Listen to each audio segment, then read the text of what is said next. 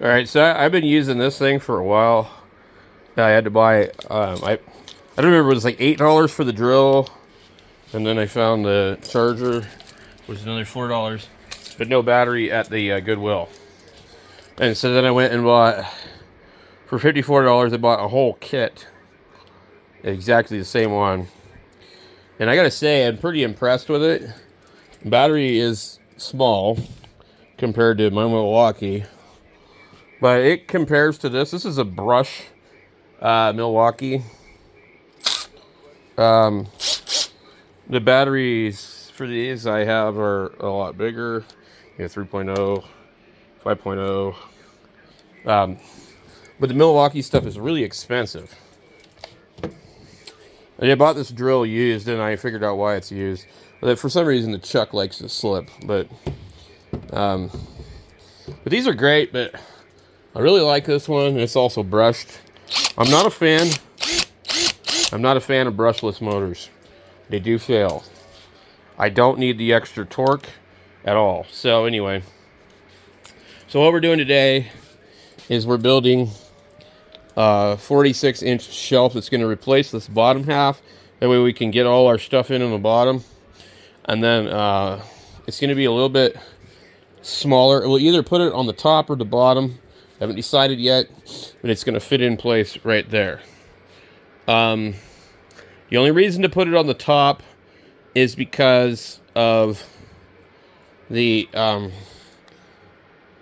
height of here. I could probably cut another piece of wood for this to get the height the same. But it's off a little bit.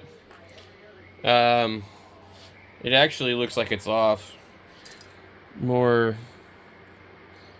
because the wood is not a true 2x4. So, I could just build a whole nother one of these shelves out of scraps I've got, and then repurpose this for something else too. There's a few options, but I want a 46-inch all the way across. Either the radios will be on the bottom or the top, these radios, and then I can fit the 901 with its speaker. It'll fit in between, because there won't be that in the way. And then I'll put a leg, like right about in the middle, and we'll call it good. So I'm making that right now. I just got to grab up some screws, some drywall screws. Let's see. I thought I had some laying out. I drop them all over the place. I'm always like looking on the floor. I'm like, oh yeah, there's more drywall screws. Anyway, I keep them in there, but we're gonna go see if I got some other leftover ones. What I really should do is use up all these nails. I've got tons of them. So we're gonna go ahead and screw this down to there, that down to there, and then that's what we're gonna build it out of. And this is what I hate about this. I'm telling you, man, these are brutal. It snaps it off a lot. All right, so yeah, you got to be careful with these. They break screws. They don't have a speed control on them. All right, so now that that's done, then I'll flip it over and I'll measure my pieces that I'm gonna need to cut. I'll put them across in here. I'll use whatever crap I can find. I've got tons and tons of scrap. All right, so now I just gotta screw these two in and then make legs. And I can easily use the 2x4s, or I can use pieces of 2x6s. And then I believe they need to be 8 inches. All right, so basically these are some freaking weird 8 1/4-ish. They're not even quite that.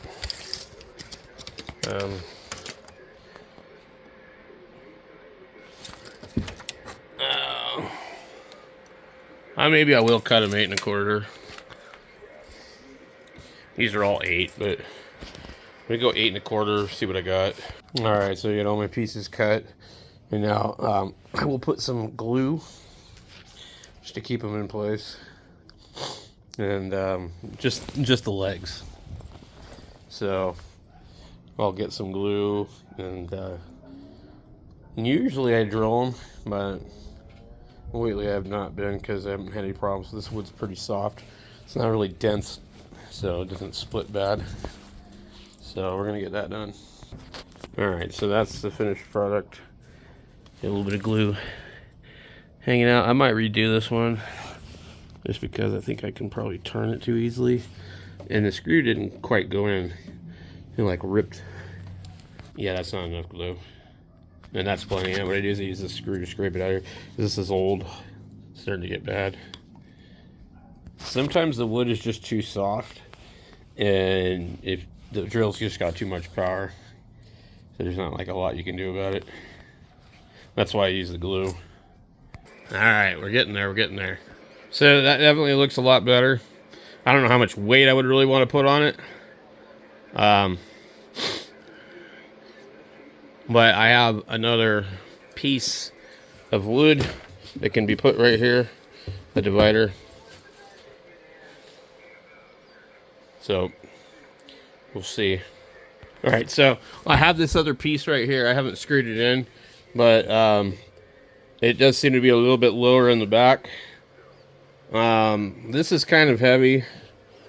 I don't know what else am I going to put up here, but if these are going to go on the top, there definitely needs to be the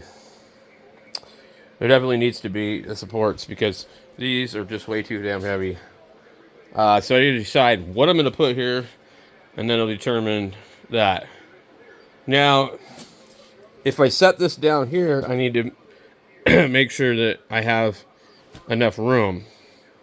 So if it goes on the top, I don't have to worry about anything.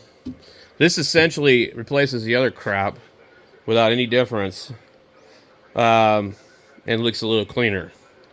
So the difference is the other two by themselves were stronger up top because they had individual legs. But as long as everything's down below with this, I don't have anything to worry about. So I need to decide just exactly how I want to do it. I almost like this idea, just having this completely open and then having the rest of the stuff up there. The problem is that I have a lot more radios that could fill all that. And then I moved these over here just to get them out of my way. But I guess you could almost have them right here. You could sit in a chair, but not very convenient. You can see these are just not the same height. So I could build another one like that one and then slip it up top. There's lots of different things I could do. I'm just kind of playing around with the different ideas and not real set on any particular way I want it, because it's hard to decide which way is going to fit the best. All right, so this is kind of what I got so far. So we did a 101, a 101, Kenwood Twins, a 901. I do have room to put the ZD over here, or a 102. I've already got a 102 over there. I could just leave it open. The ZD works, and it's great, but kind of redundant compared to this radio, as is the extra one of these. So this one still needs work. The one down below doesn't. I gotta get a bulb for this. I gotta do an alignment.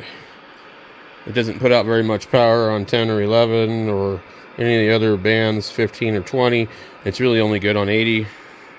So who knows the condition of the tubes. This one, and actually I should note that this one puts out more power on 11 than 10, so somebody screwed with it. That's what's nice about these. They don't have 11 meters, and they don't have a way to easily add 11 meters. So you don't have somebody going into these and screwing around with them and realigning the 10 meter band for the 11 meter band. And I'm pretty sure, if I remember, that's what happens with these, is that if you want 11 to work really good, you're going to lose 10. If you want 10 to work really good, you're going to lose 11. Because these were one of the most popular radios to ever be CB'd, I think. This one here is probably a little bit earlier. It has 11 meter position. This one doesn't have it, but it is on the auxiliary. And I'm going to guess you had to buy that crystal. I don't think they came with it, but I think maybe the early ones did.